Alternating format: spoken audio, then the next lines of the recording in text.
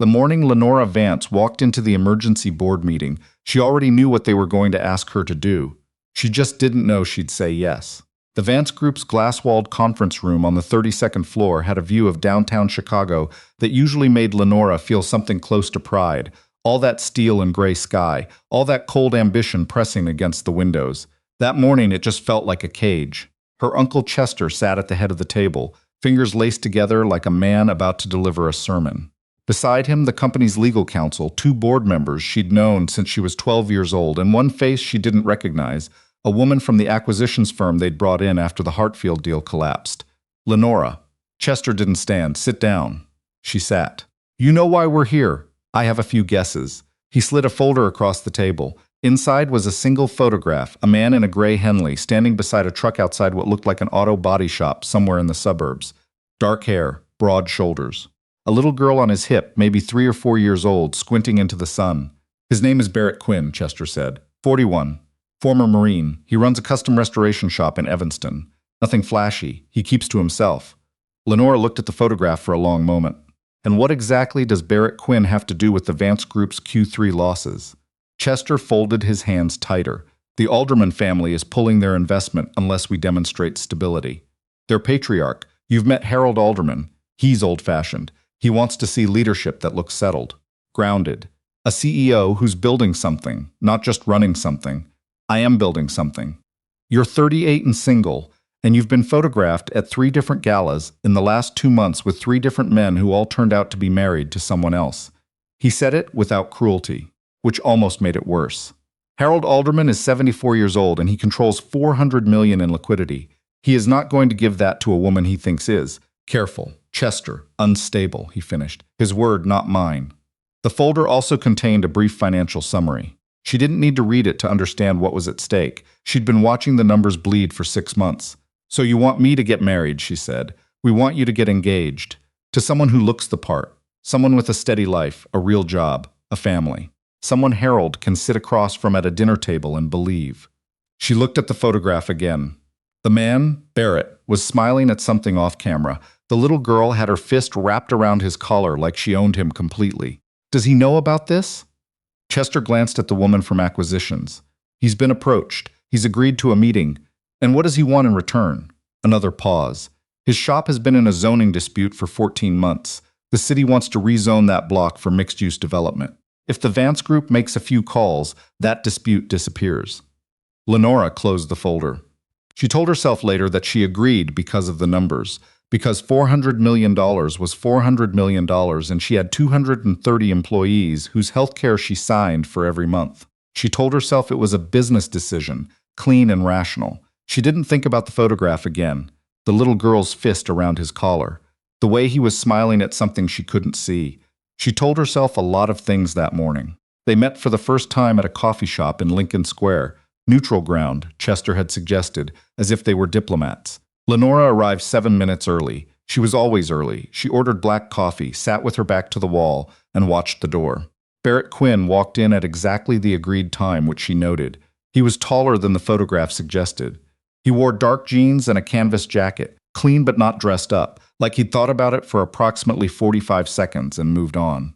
He spotted her immediately. She was the only woman sitting alone who looked like she was about to conduct a performance review and crossed the room without hesitating. Mrs. Vance. He didn't extend a hand. He just sat down. Mr. Quinn. A beat of silence. The espresso machine hissed behind the counter. So, he said, your people already explained the deal to my people. I assume you're here to make sure I'm not a liability. She appreciated the directness. More or less. Ask whatever you need to ask. She looked at him. Up close, his face was harder than the photograph. Not unkind, but careful. Like someone who'd learned to measure things before committing to them. There was a small scar above his left eyebrow, faint and old. He had the kind of stillness that most men had to practice, and he seemed to come by naturally. Your daughter, she said. She's 3? Full fur in October. Her name is June. And her mother? Something shifted in his expression. Not pain, exactly, but acknowledgement. Not in the picture. Hasn't been for 2 years. It's just June and me. Does June know what this is? He looked at her steadily. June knows that her dad has a friend named Lenora who might come around sometimes. That's all she knows, and that's all she's going to know. If this goes sideways, she doesn't get caught in it. Lenora set down her coffee. And if it doesn't go sideways? If this runs 6 months, 8 months, she's going to notice. I know that, he said it quietly. I've thought about it, and I'll figure it out the same way I figure out everything else. He leaned back slightly. What about you? Are there people in your life who are going to make this complicated? She almost laughed. I have a company and a dry cleaning account. There's nobody to complicate. He nodded once, slowly, like he was filing that away. They spent another 40 minutes going over the basic architecture of the arrangement. Public appearances, timeline, the story they'd tell. They'd met through mutual friends, taken it slow, gotten serious quietly. She'd come to his shop a few times. He'd come to a couple of her events. They'd keep it low-key but visible enough to satisfy Harold Alderman's due diligence. When they stood to leave, he held the door for her. Old habit, she suspected, not performance. One more question, she said, outside on the sidewalk. The November wind was coming off the lake and it cut through everything. Go ahead. Why did you agree to this? He looked at her for a moment. Behind him, a city bus rumbled past, close enough that she felt the air shift. My shop's been in that dispute for 14 months, he said. I've got 6 employees who've been with me since I opened. If I lose the building, they lose their jobs, and I can't do that to them. He paused. Also, June needs stability. And a zoning dispute that drags into next year doesn't give her that. It was a very practical answer. She respected practical answers. She didn't think about it again until she was back in her car, and she realized she'd been hoping for something else, something she couldn't quite name, and she pushed that thought away firmly and drove back to her office. Harold Alderman met them for dinner at a restaurant in the Gold Coast in the second week of December. His wife Constance came too, a small, sharp-eyed woman who said almost nothing for the first hour and appeared to be quietly evaluating everything. Lenora had prepared. She'd had Chester brief her on Harold's biography, his investment philosophy, his opinions on leadership. She knew which wines he preferred, that he'd served in Korea, that he'd built his first company at 30 with $3,000 and a borrowed truck. What she hadn't prepared for was Barrett. He was relaxed in a way she wasn't expecting. He talked to Harold the way men of a certain age talk to each other when they've both worked with their hands. Without performance, without the social lubrication that people usually plastered over business dinners. He asked Harold about his first company with what seemed like genuine curiosity. When Harold said he'd built half of it in a warehouse in Gary, Indiana, with equipment that was held together with wire and optimism, Barrett laughed, a real laugh, not a dinner party laugh, and told him about the first restoration job he'd ever taken on. A 1967 Mustang with a seized engine and a cracked frame that everyone had told him to scrap, but I kept seeing what it could be, Barrett said. Not what it was, what it could be. Harold Alderman looked at him for a long moment. Then he looked at Lenora. He's a keeper, he said. Lenora smiled. It came easier than she expected. Constance Alderman waited until after the dessert plates were cleared. Then she leaned toward Lenora very slightly and said in a low voice, "He looks at you the way Harold used to look at me." Lenora didn't know what to say to that, so she said, "I'm lucky." On the way out, Barrett helped her into her coat, again old habit, and as they walked to the curb, he said quietly, "How'd we do? Harold's going to call Chester tomorrow," she said. "I'd bet on it." He nodded. "Good." Then, after a pause, "You okay?" She wasn't sure why he was asking. Her expression, she was certain, had given nothing away. "Fine, why?" He glanced at her. "You went quiet after Constance said something to you." She was quiet a beat. She said, "You look at me the way Harold looks at her." Barrett was silent for a moment. Their car was pulling up to the curb. "What did you tell her?" "That I was lucky." He opened the car door for her. "Smart answer," he said. She got in. He closed the door behind her, and for just a second, through the glass, she watched him button his jacket against the cold, looking out at the street, and she thought, he means it. When he's quiet like that, he means whatever it is he isn't saying. She didn't know what to do with that, so she let it go. She came to the shop for the first time in early January, a scheduled appearance, planned, necessary for the optics. The shop was on a corner in Evanston, in a neighborhood that was in the middle of becoming something else. Condos going up on 2 ends of the block, a new coffee place where a hardware store used to be. But Quinn Restoration still held its ground. A wide bay door, a modest sign, the smell of paint and oil coming out of the building like heat. June was there because it was a Saturday and Barrett's usual sitter had canceled.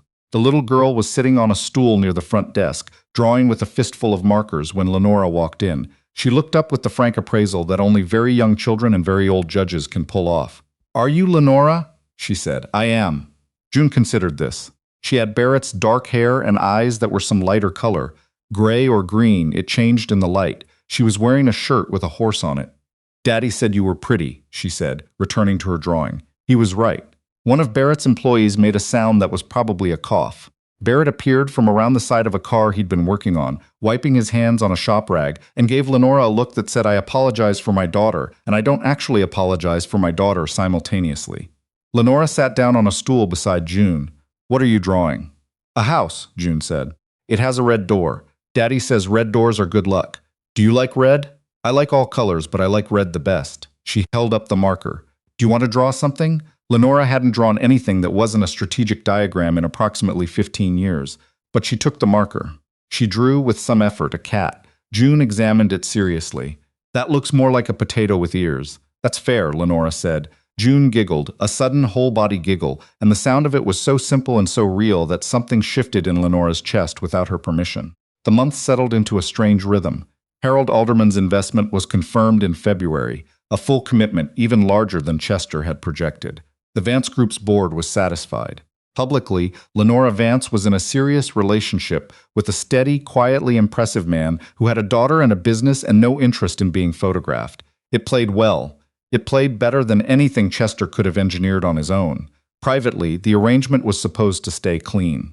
Minimal contact between scheduled appearances, separate lives.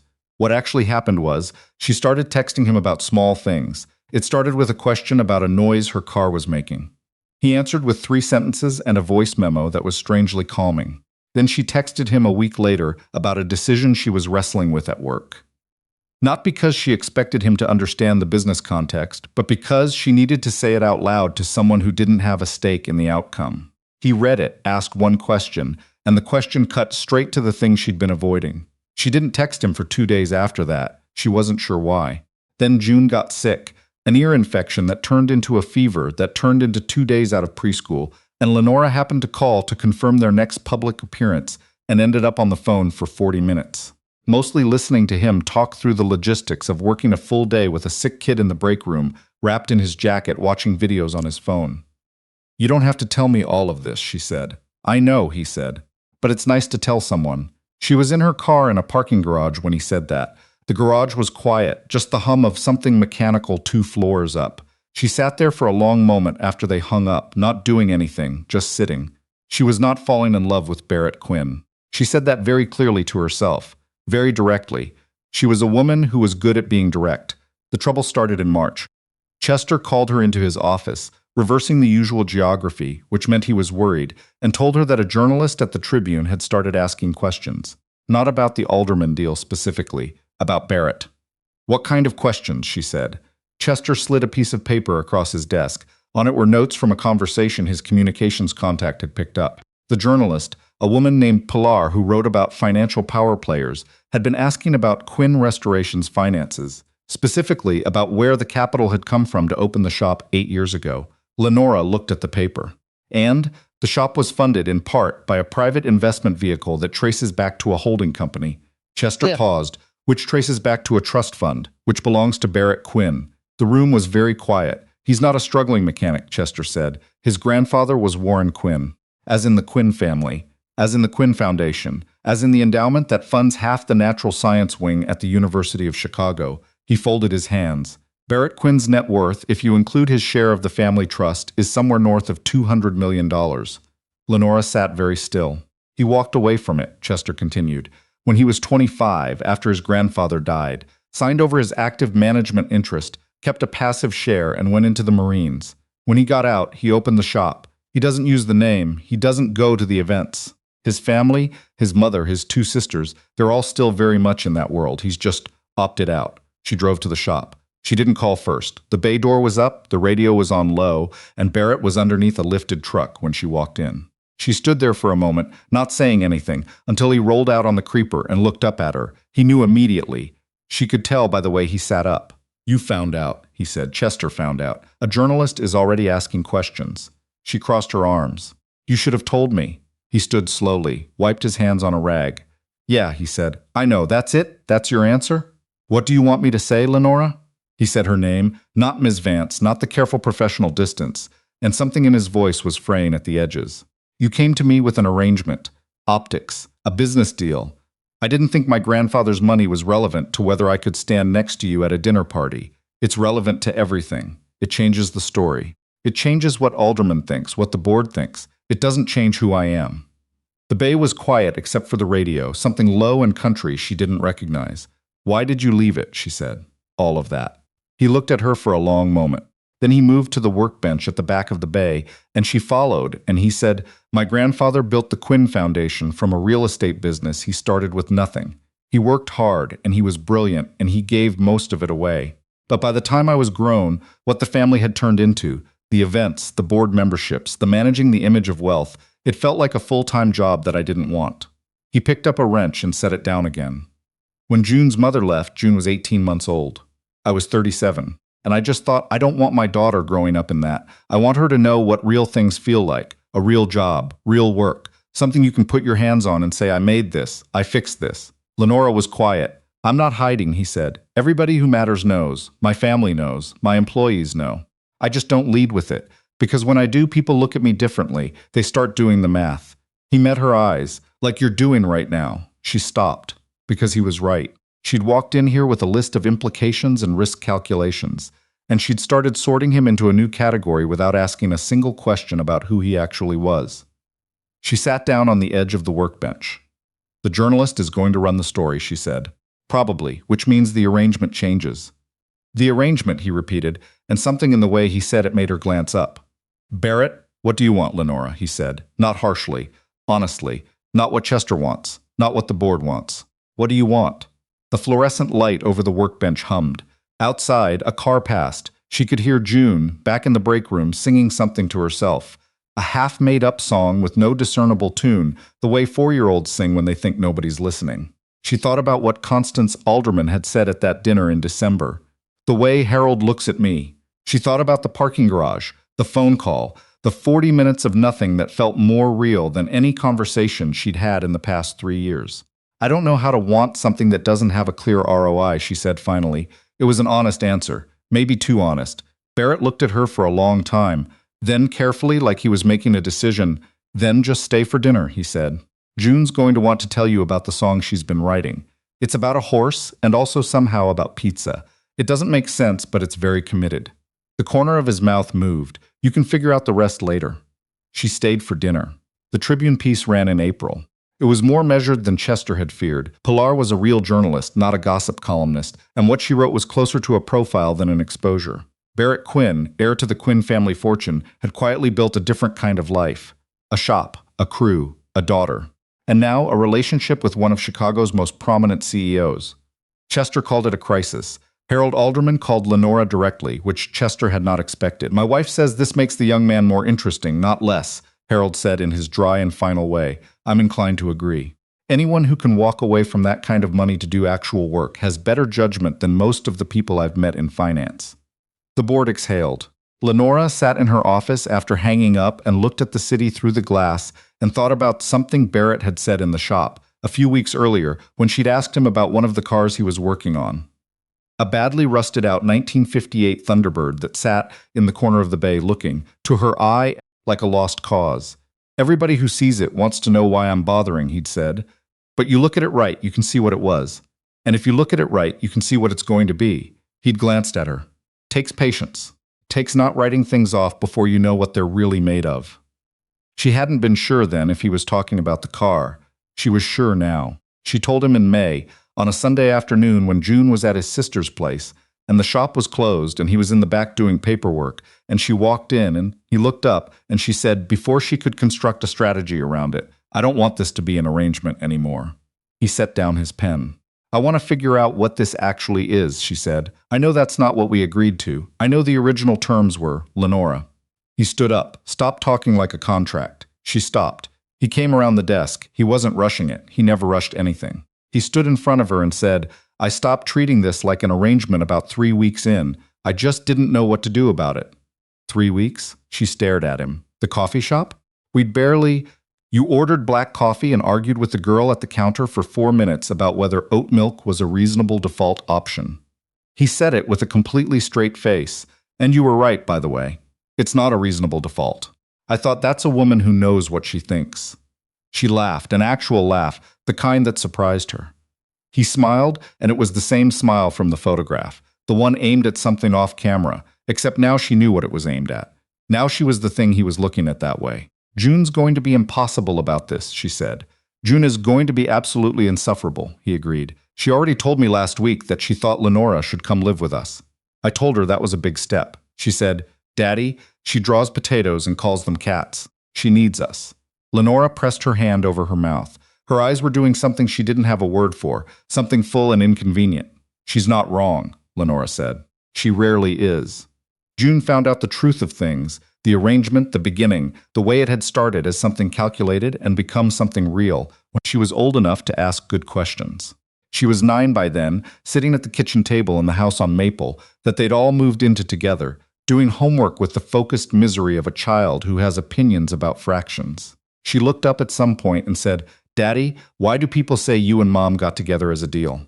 Barrett and Lenora exchanged a look across the kitchen. He said, because at the start we were both trying to fix something that was broken. June thought about this with the full gravity of a 9-year-old processing new information. And then what? Lenora set down the mug she was holding. And then we figured out that broken things can still be worth keeping, she said. Sometimes they're worth more than the things that were never broken at all. June wrinkled her nose. That doesn't make sense. It will, Barrett said. Give it a while. June returned to her fractions. The kitchen smelled like coffee, and the dinner they hadn't started yet, and something Barrett had been painting in the garage. Outside, the maple in the front yard was doing whatever it did in May, some new, impossible green, and the light that came through the window fell across the table exactly right, the way light sometimes does in the late afternoon when you're not looking for anything, and everything is, improbably and without warning, exactly where it should be.